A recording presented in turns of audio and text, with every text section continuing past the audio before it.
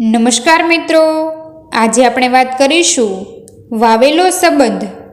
Conductor ભાઈ સાહેબ, આ મારી દીકરી બસમાં એકલી જ છે, એના મામાને ઘરે જઈ રહી છે, તમે જરા એનું ધ્યાન રાખજો ને।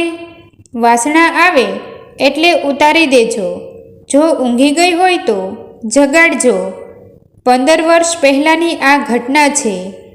ઓગસ્ટનો મહિનો હતો, વરસાદના દિવસો હતા।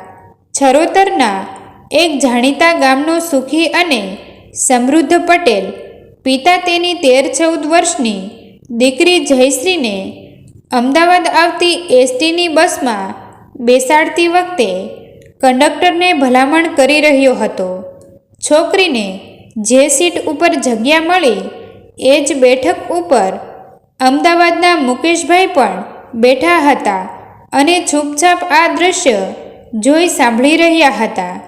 જયશ્રીના પિતા રમણ પટેલ બસ ઉપડવાની થઈ ત્યાં સુધી ઊભા રહ્યા, બારીમાંથી શિખામણ પીરસતા રહ્યા। બેટા, ખેતરનું કામ ન હોત તો હું તારી સાથે જ આવ્યો હોત, આમ તને સાવ એકલી તો મોકલું જ નહીં ને। તું પણ ભારે જિદ્દી નીકળી, મામાના ઘરે જવું છે, ભાઈને રાખડી બાંધવી જ છે। 1 મહિનાથી આ 2 જ વાક્યો સાંભળીને આખા ઘરના કાન પાકી ગયા, નહીતર આજ દિન સુધી તને ક્યાંય એકલી જવા દીધી નથી। બાપની ચિંતા તો હજુ એ ચાલુ જ હતી। જયશ્રી બેટા, બેટા, જાતનું ધ્યાન રાખજે, બારીમાંથી હાથ બહાર કાઢીશ નહીં, અને આ કળિયુગ છે, કોઈનોય વિશ્વાસ કરતી નહીં, પુરુષથી તો ખાસ ચેતીને રહેજે। ચાલુ બસમાં કોઈ કંઈ ખાવા પીવાનું આપે તો ના પાડી દેજે। વાસણા આવે એટલે કંડક્ટરને પૂછીને ખાતરી કરીને ઉતરી જજે, ત્યાં તો તારા મામા તને લેવા માટે આવી જ ગયેલા હશે। ઘરે પહોંચ્યા પછી મને ફોન કરી દેજે કે તું સહી સલામત પહોંચી ગઈ છે। બસ ચાલુ થઈ। એના એન્જિનની ઘરઘરાટીમાં બાપાના શબ્દો ડૂબી ગયા। જયશ્રીની બાજુમાં બેઠેલા 40 વર્ષના મુકેશભાઈ મનોમન વિચારી રહ્યા, વિચારો, બિચારો બાપ, શો જમાનો આવ્યો છે। દીકરી ભલે નાની હોય તોય એના બાપને એની કેટલી બધી ફિકર હોય છે।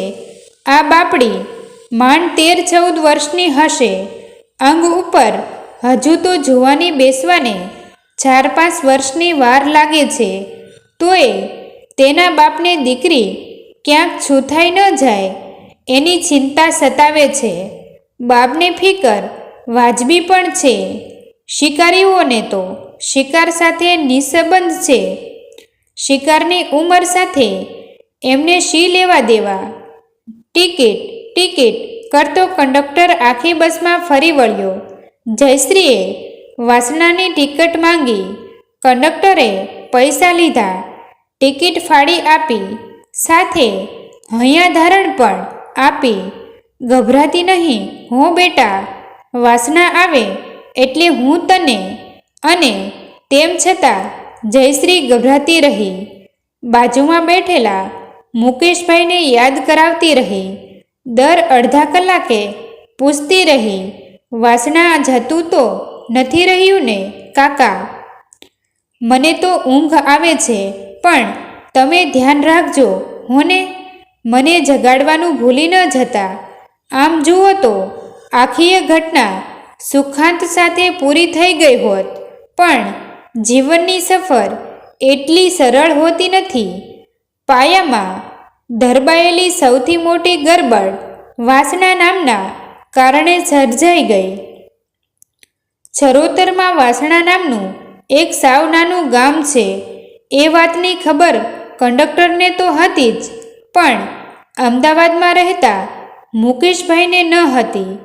કંડક્ટર છેક છેવાડા ભાગે બારણાની બાજુમાં આવેલી એની બેઠકમાં બેઠો બેઠો ટિકિટનો વકરો ગણી રહ્યો હતો। ત્યાં વાસણા લખેલું પાટિયું ક્યારે પાછળ છૂટી ગયું એ વાતની કોઈને ખબર ન રહી. મુકેશભાઈનું પોતાનું રહેવાનું અમદાવાદના જીવરાજ પાર્ક વિસ્તારમાં, એટલે એ તો એક જ વાસણાને ઓળખે. અને જ્યારે બસ અમદાવાદના વાસણા આગળ આવી પહોંચી ત્યારે મુકેશભાઈએ જયશ્રીને જગાડી. બેટા, વાસણા આવી ગયું. જયશ્રી તો ડઘાઈ જ ગઈ. આવડું મોટું શહેર, આટલી બધી ઝાકમઝોળ, આટલા બધા વાહનો અને માણસોની ભીડ. બાપડી રડવા માંડી. મારે અહીં નથી ઉતરવું. મામાનું વાસણા તો સાવ નાનકડું છે. બસના મુસાફરો ભેગા થઈને એને છાની રાખવા માંડ્યા. કંડક્ટરે રસ્તો સિંધાડ્યો. બસ પોલીસ સ્ટેશને લઈ જાઓ. છોકરીને પોલીસના હાથમાં સોંપી દઈએ. એ લોકો એને સહી સલામત રીતે એના મામાના ઘરે પહોંચાડી દેશે. પેસેન્જરોમાંથી એક પણને આ સહી સલામતવાળી વાતમાં ભરોસો ન પડ્યો. જયશ્રીએ પણ છાપામાં પોલીસ સ્ટેશનમાં બનતી દુર્ઘટનાઓ વિશે વાંચેલું હતું, એટલે એનો ભેકડો વધારે મોટો થઈ ગયો. છેવટે મુકેશભાઈએ પૂછ્યું, બેટા, મારામાં વિશ્વાસ પડે છે? તો મારી સાથે ચાલ. જયશ્રીને મુકેશભાઈની આંખોમાં સજ્જનતા દેખાણી. એણે રડતા રડતા હા પાડી દીધી. રિક્ષામાં મહેમાનોએ લઈને મુકેશભાઈ ઘરે આવ્યા ત્યારે સાંજનો સૂરજ એના આખરી કિરણો ફેંકીને અમદાવાદને આવજો કરી રહ્યો હતો. ફ્લેટમાં પહોંચીને મુકેશભાઈએ પત્નીના હાથમાં જયશ્રી સોંપી. પારકી થાપણ છે. આજની રાત આપણે સાચવવાની છે. પત્નીએ જયશ્રીને સોડમાં લીધી. બે નાના દીકરાઓ જયશ્રીને વીંટળાઈ વળ્યા. જયશ્રી માટે ગરમ ગરમ ભોજન પીસરાઈ ગયું, પણ જયશ્રીની હાલત કફોડી હતી. એક તરફ એના કાનમાં પિતાની શિખામણ ગુંજતી હતી, પારકા માણસોનો ભરોસો કરવો નહીં. કોઈ કશું ખાવા પીવાનું આપે તો લેવું નહીં. એણે ભોજન કરવાની ના પાડી દીધી. બેટા, તારી પાસે તારા ઘરનો કે મામાના ઘરનો ફોન નંબર છે? તો હું વાત કરી લઉં. મુકેશભાઈએ રસ્તો કાઢ્યો, પણ જયશ્રી એટલી હદે ગભરાઈ ગઈ હતી કે એને કશું યાદ જ આવતું ન હતું. એણે તો એક જ વાતની રટ લીધી, મને ગમે તેમ કરીને મારા મામાને ઘરે લઈ જાઓ. અત્યારે ને અત્યારે જ. ખૂબ સમજાવી ત્યારે જયશ્રીએ 2 કોળિયા ખાધા. રાત્રે 9:30 વાગ્યે મુકેશભાઈ એને લઈને પાછા એસટી સ્ટેશને પહોંચ્યા. વાસણા જવા માટે બસ ઉપડી. રાત્રે 11 વાગે જયશ્રીના મામાના ઘરે પહોંચ્યા. મામાના હાથમાં ભાણી સોંપી બધી વાત કરી. ત્યાં સુધીમાં જયશ્રીના પિતાના ઘરે અને મામાના ઘરે રડારોળ જામી ચૂકેલી હતી. જયશ્રી ગુમ થવાથી વાતની ધરતીકંપ મચી ગયો હતો. જયશ્રીને જીવતી જાગતી અને અખંડ હાલતમાં જોઈને બંને પરિવારોમાં હાશ વળી. રાત્રે વાસણાથી મુકેશભાઈ જ્યારે પોતાના ઘરે પાછા ફર્યા ત્યારે ઘડિયાળમાં 3:30 વાગ્યા હતા. પત્ની જાગતી સૂતી હતી. એ લોકોને શાંતિ થઈ હશે નહીં? તમારો આભાર માન્યો કે નહીં? આપણે જે કર્યું એ માનવતા ખાતર કર્યું ને? કોઈ આભાર માને કે ન માને, એનાથી આપણને શું ફરક પડવાનો? મુકેશભાઈના વાક્યોમાં રહેલી હતાશા સૂચક હતી, પણ એમને ખબર નહોતી કે એમણે જે દીકરી માટે સત્કાર્ય કર્યું એ એક પટેલની દીકરી હતી. અને ચરોતરના પટેલો આભાર વ્યક્ત કરવાની વાતે ભલે જાડા હોય છે, પણ હોય છે જબરા. આ વાતની સાબિતી બીજા દિવસે મળી ગઈ. ગાડીઓમાં ભરાઈને જયશ્રીના મા બાપ અને મામા મામી સહપરિવાર આવી ચડ્યા. ભેટ સોગાદો મુકેશભાઈના દીકરાઓ માટે હતી અને આભાર મુકેશભાઈ માટે હતો. જયશ્રીના પિતા રમણભાઈની આંખો ભીની હતી. જો તમે ન હોત તો મારા દીકરાનું શું થાત? પછી એમણે દીકરીની દિશામાં ફરીને આદેશ આપ્યો, બેટા, તારા આ બે ભાઈઓના હાથ પર રાખડી બાંધ. આજથી આપણો નવો સંબંધ શરૂ થાય છે. રાખડી, રૂપિયાની આપ-લે, ભોજન અને પછી ભાવભીની વિદાય. સંબંધના દાણા આયાખ્યાન ખેતરમાં વવાઈ ચૂક્યા હતા. હવે પ્રતીક્ષા હતી ફસલ ઉગવાની. ફસલ ઉગી અને મબલખ ઉગી. વર્ષમાં 2 વાર જ્યારે વેકેશન પડે ત્યારે રમણ પટેલ મુકેશભાઈને સહકુટુંબ એમના ઘરે રજાઓ ગાળવા તેડાવે. બદલામાં રમણભાઈને તો વર્ષ દરમિયાન 100 વાર અમદાવાદનો ફેરો ખાવાનો થાય. દર વખતે તરવાનું તો મુકેશભાઈના ઘરે જ હોય અને દર રક્ષાબંધનના દિવસે જયશ્રી એકને બદલે 2 વાસણાની મુલાકાત લેવાનું ચૂકે નહીં.